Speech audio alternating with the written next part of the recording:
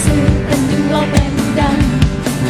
แค่ได้ยินเสียงของพระองค์ตรัสว่าเรารักเขา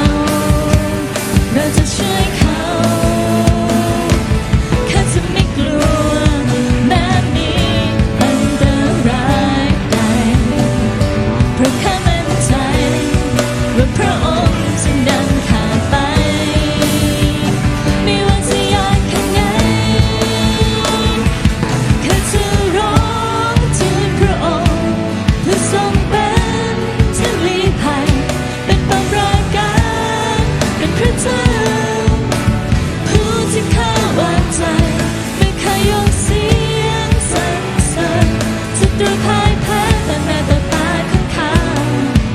เพื่อความช่วยเหลือเธอมา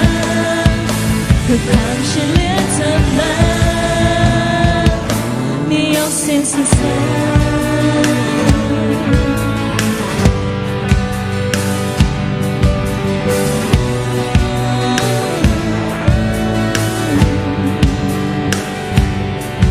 เธอใส่ในที่กำบังของสูงสูงจะอยู่ภายใต้ร่มเงาผู้ทรงฤทธิ์พระองค์จะปกป้องท่านไว้ด้วยปีกความสัตย์ซื่อเป็นดิ่งโลเป็นดังแค่ได้ยินเสียงของพระองค์ตรัสว่าเรารักเขาเราจะช่วยเขาเขาจะไม่กลัวแม้มีอันตรายใดเพราะเรานั้นมั่นใจว่าพระองค์จะนำข้าไปไม่ว่าจะยากแค่ไหนแค่จะร้องทูลพระองค์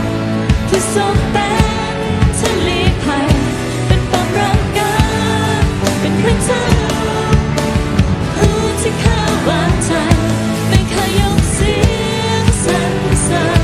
ศัตรูพ่ายแพ้ต่อหน้าต่อตาของเขาเพื่อความช่วยเหลือเธอมาเพื่อความช่วยเหลือเธอมาแค่จะร้องทูลพระองค์เพื่อทรงเป็นที่ลี้ภัยเป็นบำราการเป็นพระเจ้าผู้ที่ข้าวางใจไม่เคยยกเสียงสรรเสริญศัตรูพ่ายแพ้ต่อหน้าต่อตาของเขา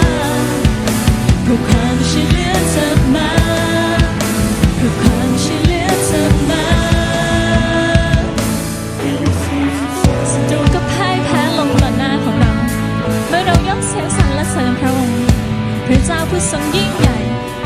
เราสรรเสริญพระองค์